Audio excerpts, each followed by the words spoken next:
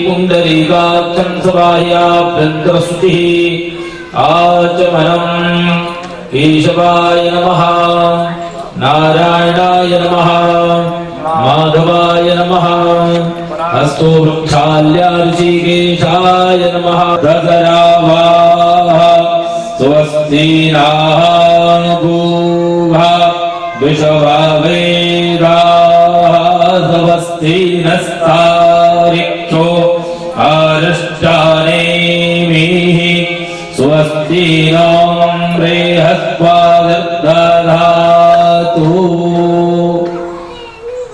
हस्ते अक्षरपुष्पाणि श्री लाल की जय,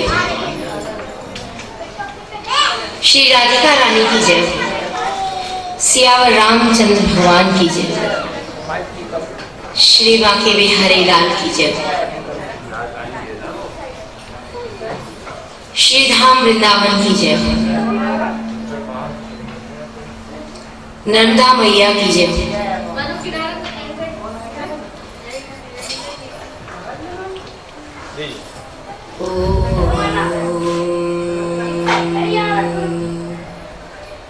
वक्रतुंड महाकाय सूर्यकोटि समप्रभ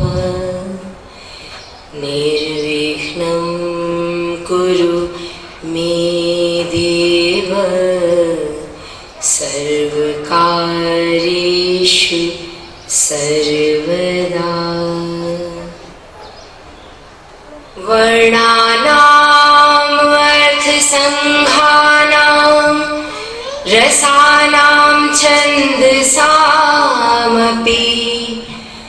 मङ्गलानां च कर्तारौ वन्दे वाणी विनायकौ। भवानी शंकरौ वन्दे श्रद्धा विश्वास रूपिणौ याभ्यां विना न पश्यन्ति सिद्धाः स्वान्तः स्थमीश्वरम्। वसुदेवसुतं देवं कंसचाणूरमर्दनं देवकी परमानन्दं कृष्णं वन्दे जगद्गुरुं।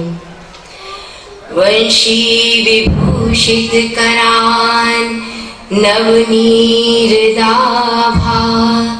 पीताम्बराधरो बिम्बफलाधरोष्ठात् पूर्णेन्दुसुन्दर मुखादरविन्दनेत्रात् कृष्णात् परं किमपि तत्त्वमहं न जाने। मूकं करोति वाचालं पङ्गुं लङ्घयते गिरिं यत्कृपातमहं वन्दे परमानन्दमाधवम्।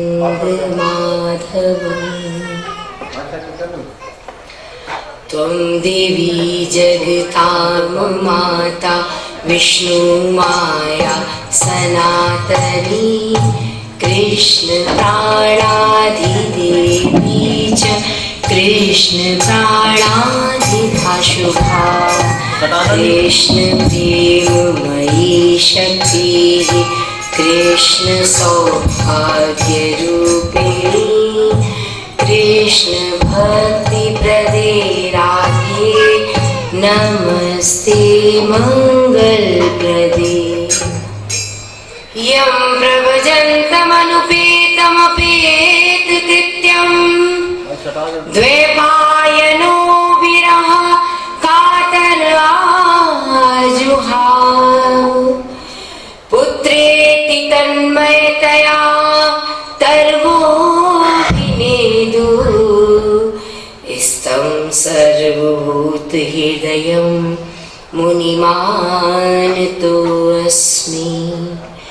नारायणं नमस्कृत्य नरं चैव नरोत्तमं देवीं सरस्वतीं व्यासं ततो जयमुदीरये।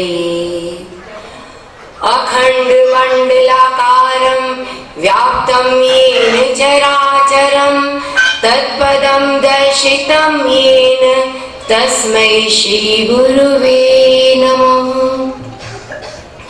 यत्पदाम्भोरुध्यान विध्वस्ताशेषकल्मषः वस्तुतामुपयातोऽहं देवरहां नमामि तं। देवरहां नमामि तं। देवरहां नमामि तं।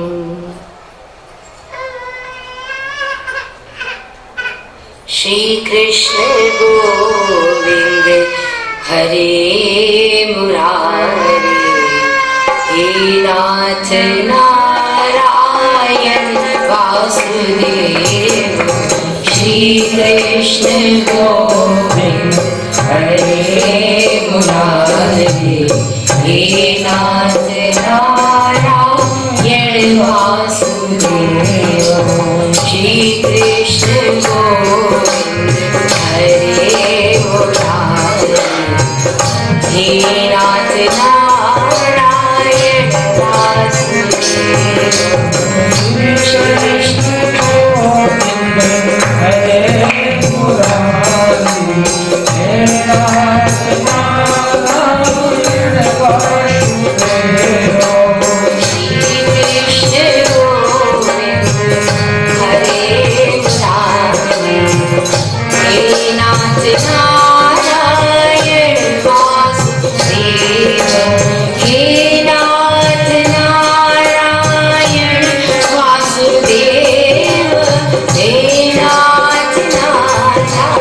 नारायण वासुदेव। हे नाथ नारायण वासुदेव। हे नाथ नारायण वासुदेव। श्री कृष्ण गोविंद हरे मुरारे, नारायण वासुदेव। कृष्ण गोविंद हरे मुरारे, हे नाथ नारायण वासुदेव। आशुतोष अवधारणानी प्रभु की ये प्रेममयी और वैराग्यमयी भूमि, जाबाली ऋषि की तपोभूमि, इतनी अद्भुत पुण्यमयी प्रतापमयी देवभूमि को प्रणाम। रसराज ठाकुर श्री बांके बिहारी लाल को प्रणाम। रास रास से श्री राधिका रानी को प्रणाम। साष्टांग दंडवत प्रणाम। ब्रह्मश्री योगीराज श्री देवराव सरकार को प्रणाम। ओम श्री उमा महेश्वराभ्याम नमः। ओम श्री सीतारामाभ्याम नमः। ओम श्री राधा कृष्णाभ्याम नमः। मां नर्मदा को प्रणाम, बारंबार प्रणाम। श्री राधा माधव चरण वंदौ बारंबार। एक तत्व दो तन धरे नित रस पारावार। हरि जुआए विराजिए कथा सुनो इतिहास।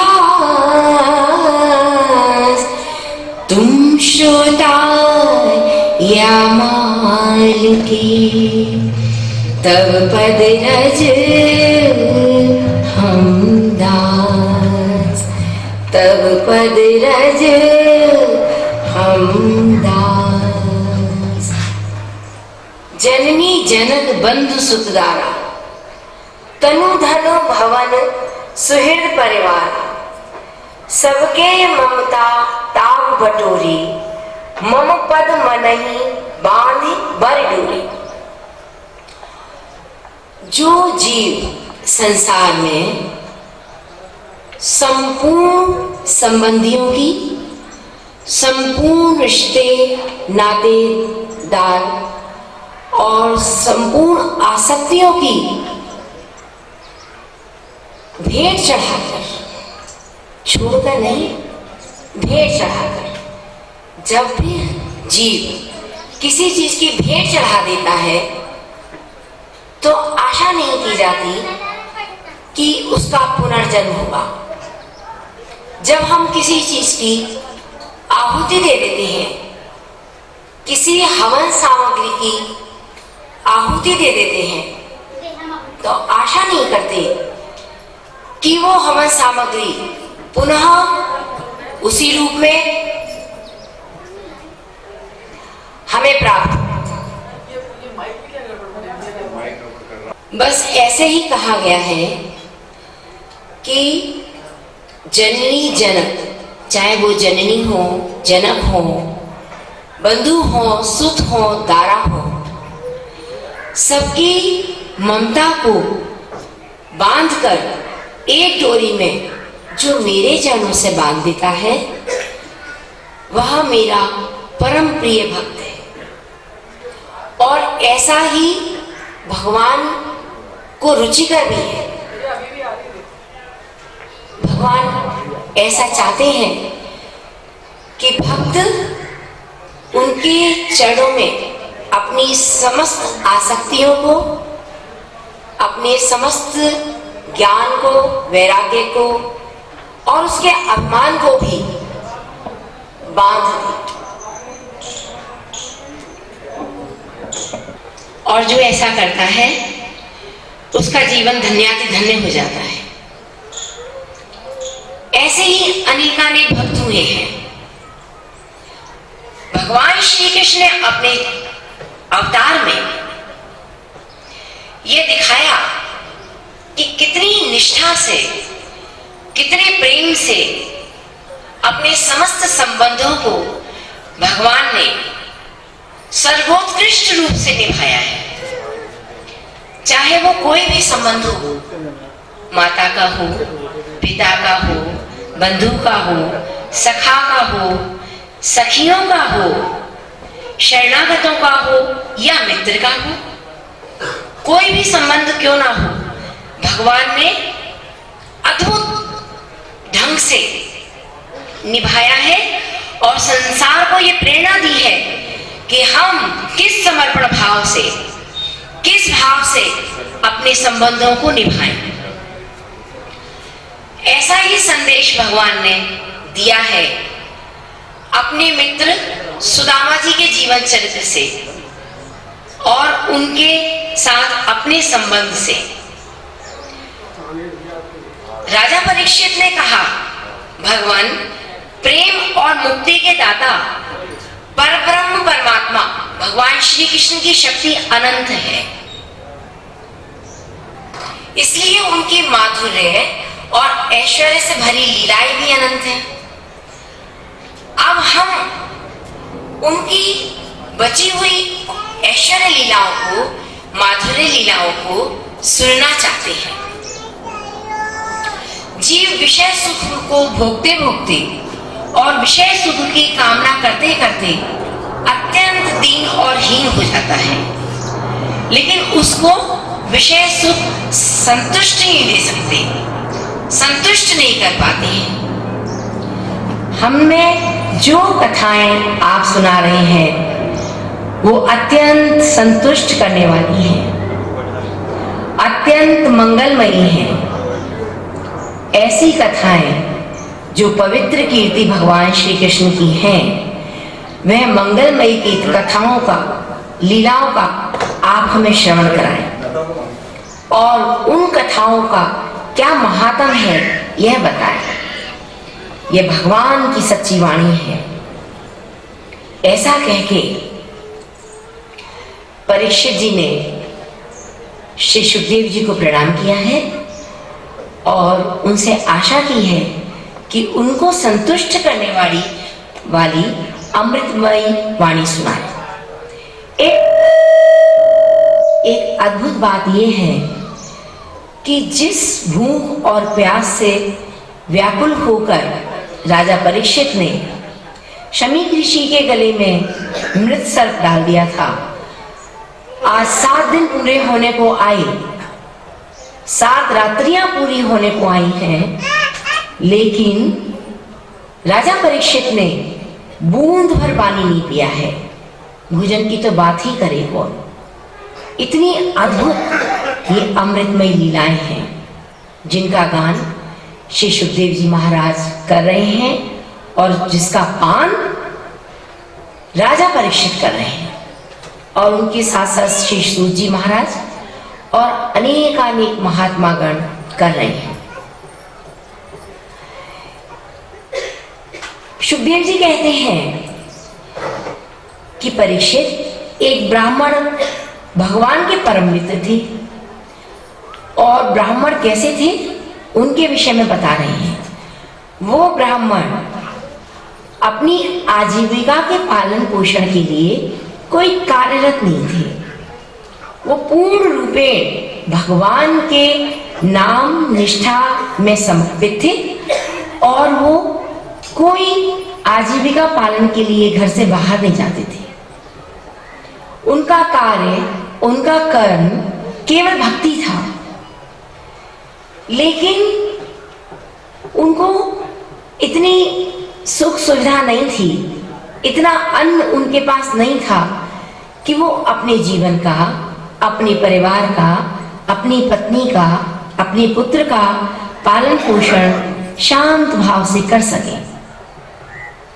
फिर भी समस्त विपरीत परिस्थितियों के होते हुए भी तेल धारावत वो अहर्निश श्री कृष्ण का ध्यान करते थे, श्री कृष्ण का स्मरण करते थे, श्री कृष्ण का पूजन करते थे, उसी में मग्न रहते थे। सच्चे संत थे, गृहस्थ थे लेकिन सच्चे संत थे। उनका पेट पीठ से जा मिला था। चाल कहीं पैर रखते थे, कहीं पहुंच जाता था। अपमान तो पग पग पर लोग करते थे, कहते थे इतना लंबा शरीर लेके घूमते हैं और ये नहीं कोई काम करें, भिक्षाहीन का जीवन है, भिक्षा मांग के खाते हैं। पत्नी पति के धर्म को ही अपना धर्म मानने वाली थी, अन्य बात उसके मन में नहीं आती थी। बड़ा मेला कुचेला वस्त्र पत्नी धारण करती थी, ऐसा ही मेला कुचेला वस्त्र धारण करके अपने शरीर को आवरण से ढकती थी। और ऐसे ही सुदामा जी थे, वो ब्राह्मण भी ऐसे ही रहते थे। पुत्र के पास भी कुछ नहीं था। टूटी फूटी एक झोंपड़ी थी जिसमें हजारों छेद हो रहे थे। वर्षा होती थी तो वर्षा का सारा जल कुटिया में भर जाता था। कहीं पांव रखने की जगह नहीं होती थी, जलाशय बन जाती थी कुटिया।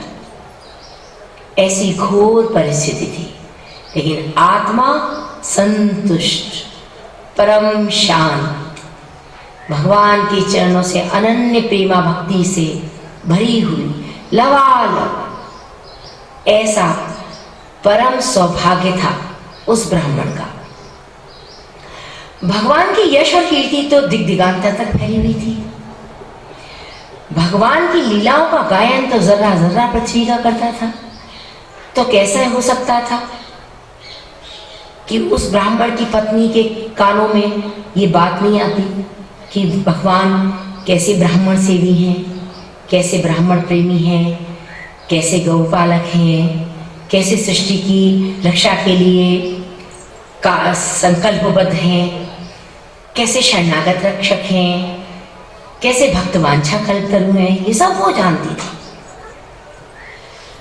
उसके मन में कई बार ये बात आती थी कि मैं अपने पति को ये बात की प्रेरणा दूं कि वो जाएं श्रीपति के पास और अपनी व्यथा उनके चरणों में रखें। लेकिन पति का प्रताप था, पति की भक्ति का प्रताप था, पति के ज्ञान का, वैराग्य का प्रताप था, उनकी अनन्य अखंड सेवा का प्रताप था कि पत्नी अपनी मनोभाव अपने पति के चरणों में समर्पित नहीं कर पाती थी। फिर भी एक रोज बड़े सिर झुका के, बड़ी दीन भाव से, सेवा भाव से, संकोच मिश्रित वाणी में उनकी पत्नी ने एक दिन अपने पति से कहा कि मैंने ऐसे सुना है आपकी वाणी से, आपके मुंह से, जब आप मुझसे बातचीत करते हैं कि भगवान श्री कृष्ण आपके बाल्यकाल में मित्र रहे हैं, ऐसा आपने कहा है। बारंबार आप मुझे सुनाते रहे हैं। तो उस दरिद्रता की प्रतिमूर्ति दुखनी अपनी पतिव्रता की वाणी को सुनकर, भगवान कृष्ण का नाम उसके मुंह से सुनकर, उन्होंने अपनी आंखों से उसकी ओर देखा। बहुत करुणा भर गई उनके मन में कि देखो कितनी दुखी है, लेकिन दुखियों का दुख दूर करने वाले का नाम कितने प्यार से लेती है। श्री कृष्ण भगवान का नाम ले रही है। उस दरिद्रता की प्रतिमूर्ति की बात सुनकर वो शांत हो गए, उनका जप भी ठहर गया, जबकि उनकी जीवन की वृत्ति क्या थी? श्वास श्वास पर हरि भजो, यह उपाय अति नीक। श्वास श्वास पर हरि भजो, प्रत्येक श्वास पर। बाबा ने एक बार कहा, बच्चा श्वास अंदर आए बाहर ना जाए, क्या ठिकाना। बच्चा बाहर सांस आए अंदर ना जाए, क्या विश्वास। तो क्या करना चाहिए? हमें श्वास श्वास पर हरि भजना चाहिए। वही कार्य सुदामा जी करते थे। सुदामा जी शांत हो गए और बोली, वो लक्ष्मीपति भगवान श्री कृष्ण जब आपके सखा हैं और जैसे जैसे मैंने उनके गुण सुने हैं, ऐसे ऐसे ब्राह्मणों ने उनके मुझे गुण सुनाए हैं कि मैं उनका पार नहीं पा सकती। आप कृपा करके एक बार उनके दर्शन कराइए, ऐसी मेरी आपसे प्रार्थना है। सुदामा जी बोले, मेरे मन में याचना का कोई भाव नहीं है। आप ऐसा विचार त्याग दीजिए कि मैं भगवान श्री कृष्ण के पास जाऊंगा और वहां आपकी जाकर व्यथा कहूंगा। जैसा आपके कर्म में है, जैसा भोग आपकी है, आप भोगिए और राम नाम जपिए। लेकिन फिर थोड़े दिन बाद यही बात उनकी पत्नी ने कही। एक बात और कही, रुचिकर बात कह के अगर कोई भजन कराए तो करने वाला भजन करता है। ये कहा जाए, तुम प्रसन्न रहने लगोगी, भजन करो, तुम्हारा रोग दूर हो जाएगा, भजन करो, तुम्हें भजन करके उन्नति हो जाएगी, भजन करो, भजन करेगा, तुम्हारा प्रमोशन हो जाएगा, भजन करेगा, तुम्हारे पुत्र हो जाएगा, भजन करेगा, तुम्हारा बड़ा रोग हो गया है वो ठीक हो जाएगा, भजन करेगा। अगर रुचिकर बात कह दिया जाए तो कोई भी बात कह के भी भजन करने के लिए लगा देना चाहिए।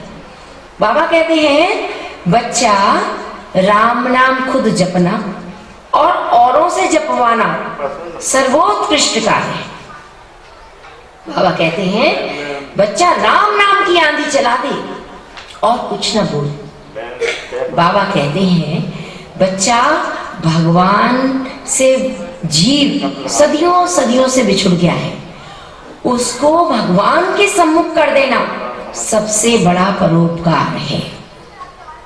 बाबा कहते हैं, अष्टादश पुराणेषु व्यासस्य वचनम द्वयम परोपकाराय पुण्याय पापाय परपीडनम। अष्टादश पुराणेषु अर्थात कितने पुराण हैं? 18। शास्त्र कितने हैं? 6। इन सब में 18 पुराणों में वेदव्यास जी कहते हैं कि व्यासस्य वचनम द्वयम, 2 ही वचन प्रमुख हैं। कौन सी बताइए? 18 पुराण में 2 ही बात प्रमुख है। कितनी प्रमुख होंगी वो? परोपकार है पुण्य, परोपकार ही पुण्य है, और पापाय परपीड़न, दूसरे को कष्ट देना पीड़ा है। कष्ट हम मनसा वाचा और कर्मणा तीनों तरह से दे सकते हैं। मन से हम पीड़ा पहुंचा सकते हैं, नहीं पहुंचानी चाहिए। वचन से पीड़ा पहुंचा सकते हैं, नहीं पहुंचानी चाहिए। और कर्म से भी पीड़ा पहुंचानी चाहिए, पहुंचा सकते हैं, नहीं पहुंचानी चाहिए, ये बाबा के वचन है। तो उन्होंने पति को भगवान के पास भेजने के लिए एक रुचिकर बात कह दी कि आपको उनके दर्शन भी हो जाएंगे, और एक बात ये भी है कि वो भक्तवांछा कल्पतरु है, आपको कुटुंबी जानकर आपको धन भी दे देंगे, तो मेरी मनोकामना भी पूर्ण हो जाएगी।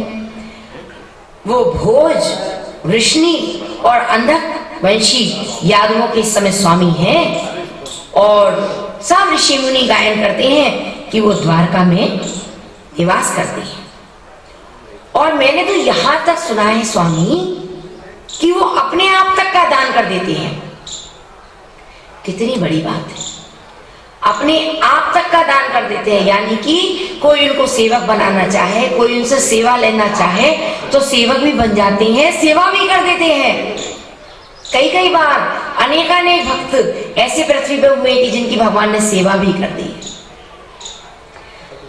ऐसा सोचकर सुदामा जी ने सोचा, चलो कोई बात नहीं, ये धन की जो बात करती है उसकी तो कोई बात नहीं, लेकिन ये बात सही है कि मुझे भगवान के दर्शन हो जाएंगे।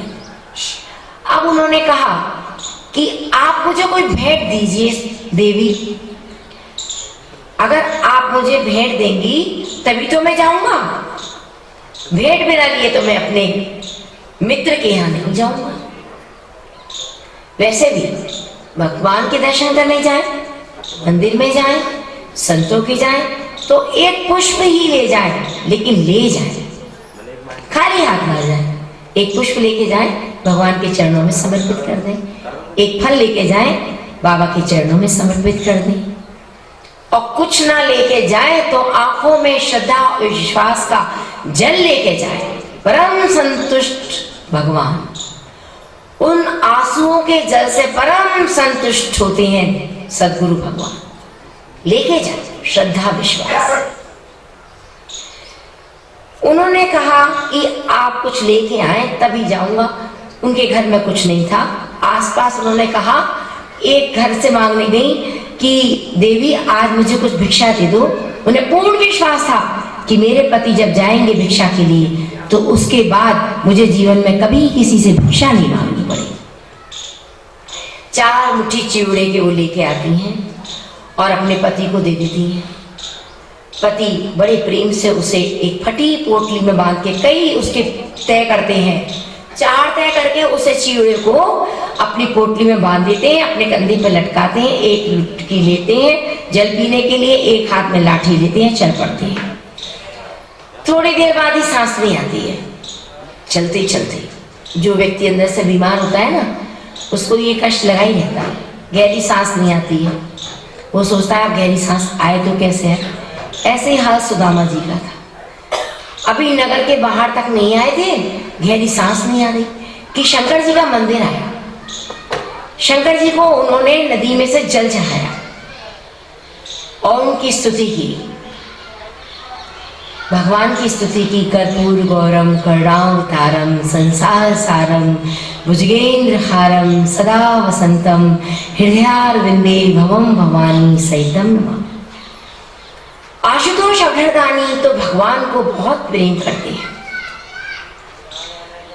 उन्होंने सोचा आज एक जीव भगवान के दर्शनों को जा रहा है, इसकी आंखों से आज मैं भी दर्शन करूं। बस ऐसा विचार शंकर भगवान नहीं करा। बेहद गर्मी की ऋतु थी, इतनी ग्रीष्म ऋतु थी कि होठ सूखे जा रहे थे सुदामा जी के। बारंबार जल पिया और वहीं लाठी टेक के सो गए। भगवान ने जान लिया कि मेरा मित्र चल के आ रहा है, द्वारका के लिए चला है। कब द्वारका पहुंचेगा पता नहीं, लेकिन अपने श्रीधाम अपने धाम जरूर पहुंच जाएगा अगर चल के आया तो। ऐसा भगवान ने सोच लिया। कई बार भागवत जी ये बताती हैं कि हम कोई यात्रा जीवन में तय नहीं कर सकते, एक कदम भी भगवान की ओर चल नहीं सकते। केवल संकल्प करते हैं चलने का तो सारे कदम भगवान चल के आते हैं और वो दूरियां भगवान मिटा देते हैं। वही हुआ उस ब्राह्मण के जीवन में भी। और वो सोया हुआ ब्राह्मण योग माया के कारण, योग माया की शक्ति से भगवान की प्रेरणा से द्वारका पहुंच गया।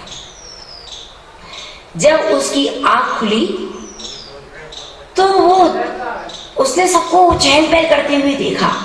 इधर से उधर लोग जा रहे हैं, बड़ी बड़ी छावनियां बनी हुई हैं, बड़े बड़े लोग हाथियों पे सवारी करके इधर से उधर जा रहे हैं, घोड़ों की सवारी कर रहे हैं, जल भर के स्त्रियां ला रही हैं, पूजन की तैयारियां हो रही हैं, जगह जगह अद्भुत अद्भुत आभूषणों से सुसज्जित महिलाएं पुष्पों से सजी हुई अपनी चोटियों को संभालती हुई इतनी सुंदर जा रही हैं, आ रही हैं, बड़ी चहल पहल। कहीं आदेश मिले हुए हैं वो जा रहे हैं, रथ सज के कहीं जा रहे हैं। ऐसी चहल पहल के अद्भुत स्थान पर सुदामा जी ने अपने को पाया। सुदामा जी ने सोचा मैं सोया तो शंकर भगवान के मंदिर में था, आ कहाँ गया हूँ। उन्होंने पूछा भैया द्वारका कितनी दूर है। द्वारका, लोगों ने कहा तुम्हारे शरीर के साथ साथ तुम्हारी बुद्धि भी पतली दुबली हो गई है भैया, तुमको नहीं पता, तुम तो द्वारका में ही हो। उन्होंने कहा अच्छा मैं द्वारका में हूँ। उन्होंने कहा हाँ मैं द्वारका में हूँ। तब वो चल पड़े अपना डंडा उठा के, और बहुत सारी छावनियां, सैनिकों की स्थान पार करते करते, अनेक जोड़ियां पार करते करते, स्फटिक मणियों की जोड़ियां, खंबे, महलों के बड़े बड़े द्वार पार करते करते चल पड़े हैं, जा रहे हैं, और कृष्ण कृष्ण हे कृष्ण दोहरा रहे हैं। ध्वनि तो कृष्ण के कानों में पड़ रही है। वो बड़े आतुर हैं कब मेरे पास पहुंचे। लेकिन सांसारिक दृष्टि भी एक दृष्टि होती है, सांसारिक कार्य भी एक कार्य होते हैं, सांसारिक गतिविधि भी एक गतिविधि होती है, वही पूर्ण होने का भगवान इंतजार कर रहे हैं। तो उन्होंने एक किसी से कहा भैया भगवान कृष्ण का घर कहाँ है। तो द्वारपाल बोला महाराज आप ठीक से बात कीजिए, आप हमारे राजाधिराज द्वारका नाथ के विषय में कह रहे हैं, हमारे कृष्ण का घर कहाँ है, ठीक से तो बात कीजिए, वो द्वारकाधीश हैं। उन्होंने कहा हाँ हाँ ठीक है मैं क्षमा चाहता हूँ, वो द्वारकाधीश, मुझे क्षमा कर, मैं आपके पाँव पड़ूं, आप मुझे माफ करें। आप बताइए द्वारकाधीश का घर कहाँ। उनकी महल पूछिए, हाँ महल कहाँ है। उन्होंने कहा बस वो जो सामने आप देख रहे हैं वहां से द्वारकाधीश के महल प्रारंभ होते हैं। अच्छा सोने के महल बने हुए हैं, ऐश्वर्य का क्या कहा जाए, कोई पार नहीं है। जहाँ लक्ष्मी महारानी निवास करती हो वहां क्या ऐश्वर्य का पार पा सकता है कोई। उन्होंने कहा चलते गए, जब पार किए कई महल तो एक महल के पास रुके और उन्होंने लगा दिया। वहां पर क्या था कि भगवान की ओर से उस स्थान पर जो भी ब्राह्मण आया करते थे उनकी मनोकामना पूर्ण कर दी जाती थी। बताइए महाराज क्या चाहिए, महाराज को जो चाहिए वही दे दिया जाता था। बताइए महाराज क्या चाहते हैं, गौ चाहते हैं, धन चाहते हैं, फल चाहते हैं, फूल चाहते हैं, भोजन चाहते हैं, क्या चाहते हैं वही जो चाहते हैं वही मनोकामना पूर्ण कर दी जाती थी। ये भगवान की तरफ से व्यवस्था थी। उस स्थान पर उस जोड़ी के पास बस भगवान का महल था, ये व्यवस्था थी। वहीं पर लाइन लगा दी गई और सुदामा जी भी वहीं पहुंचे, वह ब्राह्मण भी वहीं पहुंचे। उनसे पूछा गया बताइए महाराज, हे ब्राह्मण देव क्या चाहते हैं बताइए। उन्होंने कहा कुछ नहीं चाहिए। थोड़ा सा और उन्होंने पूछा क्या चाहिए। उन्होंने कहा कुछ नहीं चाहिए। तो क्यों आए हैं यहाँ। उन्हें भगवान श्री कृष्ण से मिलना है, द्वारकाधीश से। उनको द्वारकाधीश से कर मिलना है। क्यों मिलना है, हम सब तुम्हारी मनोकामना यही पूर्ण कर देंगे। द्वारकाधीश का आदेश है कि जो ब्राह्मण जो चाहे वही झोली से भर दो, हीरे चाहिए, मोती चाहिए, स्फटिक की माला चाहिए, क्या चाहिए वही मिलेगा। उन्होंने कहा मुझे कुछ नहीं चाहिए, भगवान श्री कृष्ण से मिलना है। क्यों मिलना है, कारण बताइए। उन्होंने कहा भगवान श्री कृष्ण मेरे मित्र हैं। जो जिस स्तर का होता है, जो जिस धरातल पर खड़ा होता है, वह उस बात को उतने ही रूप में समझ पाता है। द्वारपाल ठठा के हंस पड़े। बोले क्या कहा? द्वारकाधीश तुम्हारे मित्र हैं? हाँ मेरे मित्र हैं भैया, मैं तुम्हारे हाथ जोड़ता हूँ, मुझे उनसे मिला दो। उन्होंने कहा अच्छा चलो मिला देते हैं, अभी कह के आते हैं। भगवान के तो थे ही ना, द्वारकाधीश के ही तो द्वारपाल थे। उन्होंने जाके भगवान के उनसे कहा, भगवान के पास पहुंचे। भगवान रुक्मिणी जी के साथ विराजमान है, स्वर्ण और रत्न जटित उनका सिंहासन भगवान का महक रहा है। चारों ओर भगवान की अभी भी पूजा हो चुकी है, चारों ओर सुगंधित माहौल है और छोटे छोटे दीप झिलमिला रहे हैं। उन दीपों में जो स्फटिक मणियां हैं रिमझिम महक रही हैं। भगवान ने जो स्वर्ण मुकुट और मोती मूंगे का मुकुट धारण कर रखा है उसमें भी मणियां झिलमिला रही हैं। भगवान की आंखों में करुणा प्रेम का सागर लहरा रहा है। वो कमल नयन द्वारपाल से पूछते हैं, बताओ द्वारपाल। उन्होंने कहा महाराज आपसे विनम्र निवेदन है। भगवान ने कहा बताओ। उन्होंने कहा शीश पर गाना झगातन पे, प्रभु जानी को आहे बसो के ही ग्रामा। धोती फटी सी लटी दुपटी, अरु पाए उपान की नहीं सामान। द्वार खड़े द्विज दुर्बल एक, रह्यो चकिसो वसुधा अभिरामा। पूछत दीन दयाल को धाम, बतावत आपनो नाम सुदामा। भगवान ने कहा क्या सुदामा? सुदामा आए हैं? बस भगवान को फिर कहाँ याद था कि रुक्मिणी जी कहाँ बैठी हैं, कहाँ मेरा पूजन हुआ है। भगवान दौड़ पड़े, सुदामा जी के आए हैं, बस छलांग लगा दी भगवान ने। फिर तो भगवान ने देखा नहीं मैं द्वारकाधीश हूँ, राजाधिराज हूँ, एकमात्र एक अधिपति हूँ, एक छत्र सम्राट हूँ। भगवान ने कुछ नहीं देखा, प्रेम के वशीभूत होकर भगवान दौड़ पड़े हैं। कहाँ देखूं सुदामा को? सुदामा जी को देखा भगवान ने। सुदामा ने देखा कि अरे कृष्ण दौड़े आ रहे हैं, जल्दी जल्दी कदम वो भी भर दे, लेकिन कहाँ सुदामा की चाल और कहाँ भगवान की दौड़। वही बात कि भगवान जब दौड़ते हैं तभी मिलन होता है। भक्त दौड़ नहीं सकता, लेकिन भक्त को प्रयास करना चाहिए, भक्त को उनके रास्ते पर चल पड़ना चाहिए। इतना वो कर सकता है, अपनी समस्त मनोकामनाओं को छोड़कर, अपनी समस्त विषय भोग इच्छाओं को छोड़कर, इनसे मुंह मोड़कर, इनकी तरफ न देखकर भगवान की ओर दौड़ पड़ना चाहिए। भगवान आ गए हैं द्वार तक। भगवान ने उन्हें गले से लगा लिया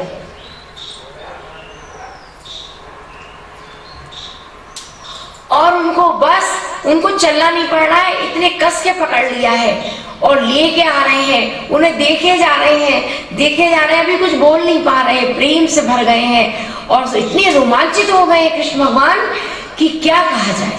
इतने ही रोमांचित सुदामा हो गए, लेकिन सुदामा के रोमांच में एक संकोच है। ये बात है कि कैसा मैं हूँ और कैसे राजाधिराज श्री कृष्ण है और कैसे ये मुझे ले जा रहे हैं। चारों तरफ देख रहे हैं कि लोग क्या सोच रहे होंगे, ये क्या कर रहे हैं प्रभु, ऐसे वो सोच रहे हैं। और कृष्ण तो आह्लाद से भर गए हैं, प्रेम से भर गए हैं। कृष्ण के क्या कहने, ऐसे हैं कृष्ण। वो जिन पर कृपा करते हैं वो धन्याति धन्य हो जाते हैं। उसी लाइन में लगना चाहिए। कोई निर्धन नहीं है, अगर वो प्रेम धन से भरा हुआ है तो उस पे या एक रोटी भी ना हो, वो धनवान है, वही सच्चा धनवान है। भगवान उनको महल में लेके आए हैं और ऐसे देखा है उन्होंने रुक्मिणी जी को। रुक्मिणी जी जान गई है कि मुझे इस सिंहासन से हटने के लिए भगवान कह रहे हैं। और रुक्मिणी जी एकदम हट गई है तत्परता से, और भगवान ने उस सिंहासन पर सुदामा जी को बिठा दिया है और सुदामा जी को बिठाकर अपना ही दुपट्टा उड़ा दिया है। ऐसे भगवान ने उनको कहा और उनके चरण धोने के लिए वो मंगाया गया है कि चरण धोने के लिए एक परात लाओ, और बस दौड़ के अपने आप जल लेके आए हैं, पूजा की सामग्री इकट्ठी की है, सब कार्य भगवान दौड़ दौड़ के कर रहे हैं। स्वयं इतने सेवक हैं लेकिन सारे कार्य भगवान स्वयं कर रहे हैं। ये अद्भुत कार्य, इतनी अद्भुत गति, इतना अद्भुत वेग और इतने रोमांच में भरे भगवान को तो किसी ने कभी देखा ही नहीं था।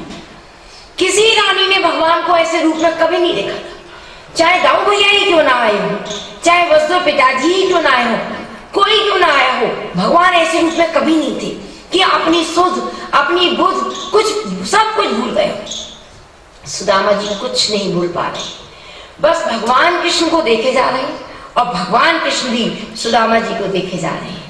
भगवान कैसे कह रहे हैं, ऐसे बेहाल विवाइन सो पग कंटक जाल लगे पुनि जोए, हाय महादुख पायो सखा तुम आए इते न किते दिन खोए। देख सुदामा की दीन दशा, करुणा करके करुणा निधि रोए, पानी परात को हाथ छुयो नहीं, नैनन के जल सो पग धोए।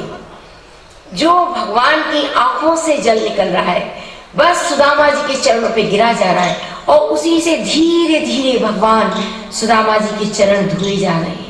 अब जल की कोई आवश्यकता नहीं है। करुणा निधान भक्त वत्सल प्रेमामृत सिंधु का जल आंखों से झल रहा है और वो एक एक कांटा भगवान सुदामा जी के चरणों से निकाल रहे हैं। और जब कांटा निकलता है तो सुदामा जी को जरा कष्ट नहीं होता, क्योंकि वो तो अखिल ब्रह्मांड नायक करुणा सिंधु को देख रहे हैं और करुणा सिंधु अपने भक्त के चरणों को देख रहे हैं, तो सारा कष्ट भगवान को होता है। मीरा जी ने गाया ही है कि यहाँ कष्ट होता है और दुख जहां तहां पीर, दुख यहाँ होता है और पीर कृष्ण के हृदय में होती है।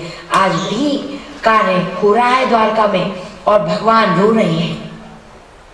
फिर भगवान ने उनको स्नान कराया है, उसके उनकी अंगराग लगाई है, दिव्य गंध से उनकी तिलक किया है, उनका चरणोदक सिर पर धारण किया है, सभी अपनी महारानियों को बुलाया है और कहा है आओ मित्र का चरणोदक लो। सब मित्र का चरणोदक ले रही है। रुक्मिणी जी बड़ी भाव में डूबी हुई है, सोच रही है आज मेरे पति को क्या हो गया है, कौन ये पुण्य के भरे भराए वो चले आ रहे हैं, पुण्य पुंज चला आया है जिसकी इतनी भगवान स्तुति कर रहे हैं, वंदना कर रहे हैं, स्वयं पांव पखार रहे हैं। आज भगवान श्री कृष्ण जो त्रिलोकी गुरु हैं, जो श्रीनिवास हैं, वो श्री कृष्ण इतना आदर इनको दे रहे हैं, सब उनकी पूजा में लग गए हैं। अब भगवान ने उनको भोजन कराया है और भोजन कराने के बाद सबसे परिचय कराने के बाद सबको छुट्टी कह दिया है कि आप चलो, और एकांत में बैठ गए हैं। अब एकांत में बैठ के भगवान सुदामा जी से पुरानी बातें कर रहे हैं और पूर्व जीवन की आनंददायक बातों को कर रहे हैं। कल मैंने कहा था, कल कथा में कहा गया था, भगवान ने बताया था, बाबा ने प्रेरणा की थी कि हम कोई अतिथि आए, ये भगवान संदेश दे रहे हैं जो आज लुप्त होती जा रही है। हमारे देश की संस्कृति और सभ्यता, हमारे देश की कल्चर और सिविलाइजेशन से ये बात दूर हो गई है कि हमारे घर कोई अतिथि आता है तो हम उसका ऐसा पूजन नहीं कर पाते हैं। कोई अतिथि आए तो कैसे करें ये भगवान बता रहे हैं। भगवान दौड़ के जाते हैं, प्रेम से देखते हैं, फिर उनका पूजन वंदन करते हैं, फिर उनको बात करते हैं, तो बातचीत कर रहे हैं, पुरानी घटनाओं का स्मरण कर रहे हैं। गुरुकुल में जितनी घटनाएं घटी है सांदीपनी ऋषि के यहाँ, सब उनको पूछ रहे हैं, बता रहे हैं, बहुत हंस रहे हैं। प्रसन्नता जीवन का अंग है। जो लोग प्रसन्न नहीं रहते हैं वो जाने कि हम पशु योनि से आए हैं, तभी हम हंस नहीं पाते हैं। मुरारी बाबू अपनी कथाओं में अक्सर कहते हैं कि मनुष्य में, जीव में और पशु में केवल एक ही अंतर शेष है। जीव हंसता है, प्रसन्न रहता है, और पशु कभी हंस नहीं सकता, पशु कभी मुस्कुरा नहीं सकता। तो अगर हम अपने को पशु से भिन्न मानते हैं, जानते हैं कि पशु से हम भिन्न हैं, तो हम प्रतिपल प्रसन्न रहें। प्रसन्नता भगवान का गुण है, आत्मा का गुण है। आत्मा को पुष्ट करने के लिए हमें प्रसन्न रहना चाहिए। आत्मा प्रसन्नता का सागर है, सच्चित आनंद है आत्मा। सच्चिदानंद रूपाय विश्वोत्पत्त्यादि हेतवे तापत्रय विनाशाय श्री कृष्णाय वयं नमः। भगवान कृष्ण की प्रसन्नता को देख के सुदामा हतप्रभ है, इतने प्रसन्न है। वाक्पटु तो इतने हैं कि रोते को एक पल में हंसा दे। दूसरों को आदर देना तो इतना आता है कृष्ण को कि पूछिए नहीं, इतने विनयावत होके बोलेंगे, ऐसे बोलेंगे कि मन मोह लेंगे, तब मनमोहन का नाम है।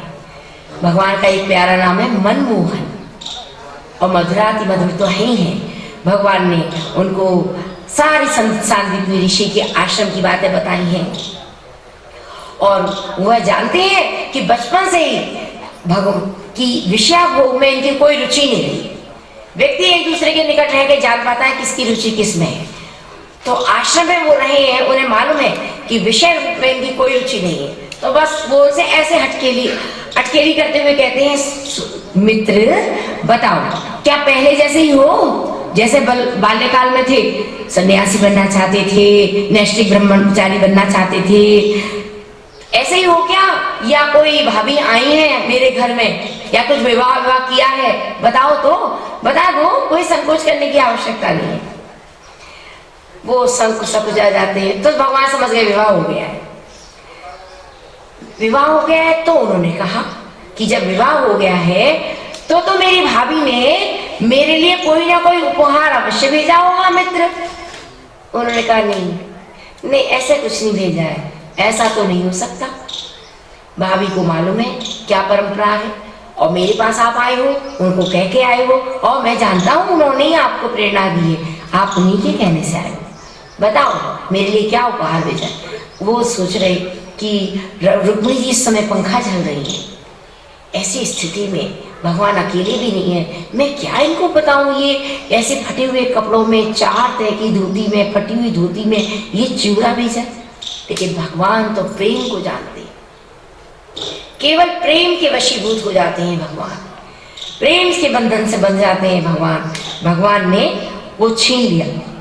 ऐसे जैसे बाल्यकाल में करते थे, इधर से उधर जा रहे हैं, दुष्दामा जी बचा रहे हैं पोटली, लेकिन भगवान से पोटली कहाँ छुपने वाली है, कड़ को वो देख रहे हैं करोड़ों नेत्रों से भगवान। उन्होंने पोटली छीन ली, पोटली खोल ली और अपने हाथ उल्टे हाथ में रखी और एक मुट्ठी चिवड़ा, उन्हें कि ये चिवड़ा बता सुदामा, मेरे मित्र मुझे बहुत पसंद है, और ये कह के तुरंत खा लिया। जब कोई कुछ लाए तो उसे प्रेम पूर्वक स्वीकार करें, चाहे वो आपको अच्छा ना लगता हो, रुचिकर ना हो, तब भी कहें अरे ये हमें बहुत अच्छा लगता है, इससे लाने वाले का मन प्रसन्न हो जाएगा, उसका भाव ऐसा हो जाएगा, अच्छा हुआ मैंने ये सामान लाया हूँ, जिसके लिए लाया हूँ वो प्रसन्न हुआ, मेरे को बहुत प्रसन्नता हुई, भगवान बड़ी कृपा है आप। ऐसा भगवान ने बस एक मुट्ठी खा ली।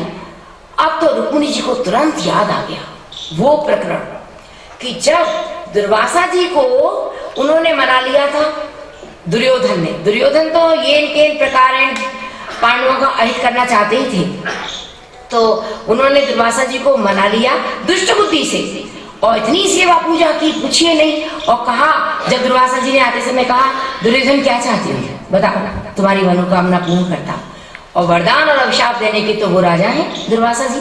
तो उन्होंने कहा मैं बस इतना चाहता हूँ महाराज कि मेरे भाई आजकल पांडु पुत्र जंगल में निवास करते हैं, और वो बड़े संतों का सेवा में चित्तवृत्ति है उनकी, आप कृपा करके वहां जाएं और उनका आतिथ्य करें, वो आपका आतिथ्य करेंगे तो वो पुण्य लाभ करेंगे, आप उनको वरदान देंगे, ऐसा मैं चाहता हूँ। दुर्वासा जी ने कहा तथास्तु, ठीक है।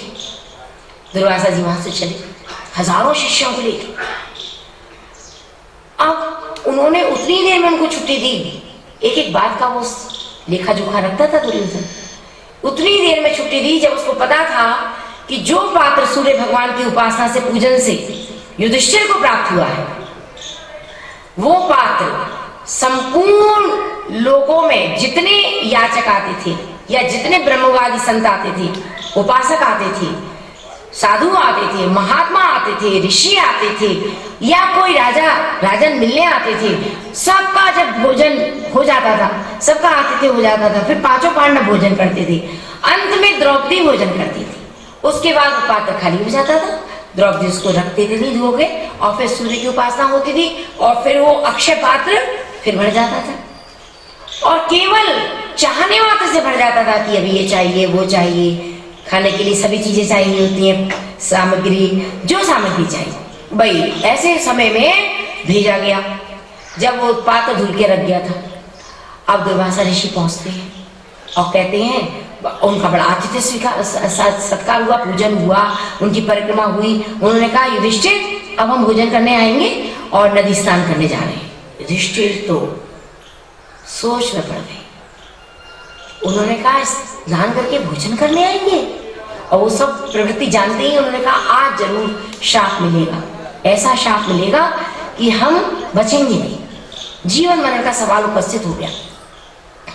लेकिन याज्ञसेनी तो कृष्ण उपासिका है, और जिसका एक ही आधार कृष्ण है, एक ही बल कृष्ण है, वह कभी हारता नहीं, ना बाहरी शत्रुओं से ना आंतरिक शत्रुओं से। वही द्रौपदी है। पांचों पांडव द्रौपदी के पास जाते हैं, अपनी व्यथा सुनाते हैं। द्रौपदी ने कृष्ण को पुकारा है, द्वारकाधीश चले आए हैं, और खिड़की में से आके आवाज देते हैं कुटिया की, याज्ञसेनी हे द्रौपदी द्वार खोलो। द्रौपदी ने द्वार खोला है। उन्होंने कहा कृष्णा आज मुझे बहुत भूख लगी है। उन्होंने कहा भूख लगी है प्रभु, बहुत खराब बात है, आपको भूख लगी है और मैंने आपको किस प्रयोजन से बुलाया आपको मालूम है? उन्होंने कहा बताओ, आप बताओ कृष्ण क्या बात है? उन्होंने कहा प्रभु दुर्वासा ऋषि आए हैं, सारे ऋषियों को लाए हैं, भोजन करने आने वाले हैं स्नान करके, और पात्र खत्म हो गया है, कोई सामान भोजन के लिए नहीं।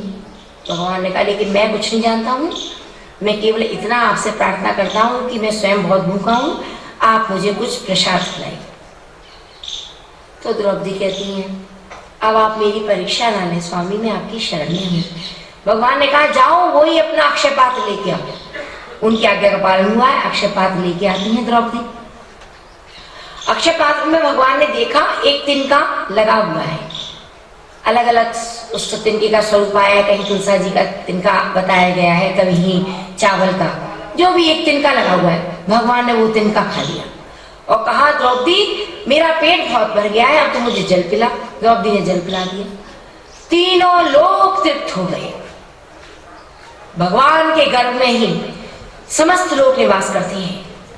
आज तीनों लोग, समस्त जीव जंतु प्राणी सब संतुष्ट हो गए हैं। दुर्वासा ऋषि भी भोजन होने के बाद जैसे पानी पी लिया जाता है और पेट बहुत ज्यादा भर जाता है, ऐसी स्थिति में है सारे ऋषि मुनियों के साथ। अब दुर्वासा ने कहा हम कह के आए हैं हम अभी आएंगे, अब वो भोजन युधिष्ठिर कराएंगे तो कहां से भोजन करेंगे, अब भागो यहां से, चलो चलते हैं। और दुर्वासा ऋषि नहीं आए। ऐसा विचार करके लक्ष्मी जी ने सोचा कि ये एक दिन के से संपूर्ण लोगों को भोजन प्रदान करते हैं, ये अगर दूसरा मुट्ठी भोजन कर लेंगे तो क्या होगा। बस उन्होंने रोक लिया। उन्होंने कहा प्रभु बस बहुत है, इतने में ही संपूर्ण ऐश्वर्य, संपूर्ण निधि, संपूर्ण साम्राज्य, संपूर्ण सत्ता आप इनको दे देंगे, आप और भोजन इस और चिवड़ा ना खाएं। भगवान ने बस दूसरा चिवड़ा नहीं खाया है। भगवान ने कहा कि मित्र याद है गुरुकुल में कितने प्यार से हमें गुरु पढ़ाया करते थे, और भगवान ने कहा मित्र मैं तुम्हें बताता हूं कि गुरु कितने प्रकार के होते हैं। संसार में 3 गुरु होते हैं। भगवान कहते हैं मित्र संसार में 3 गुरु होते हैं। कौन कौन से?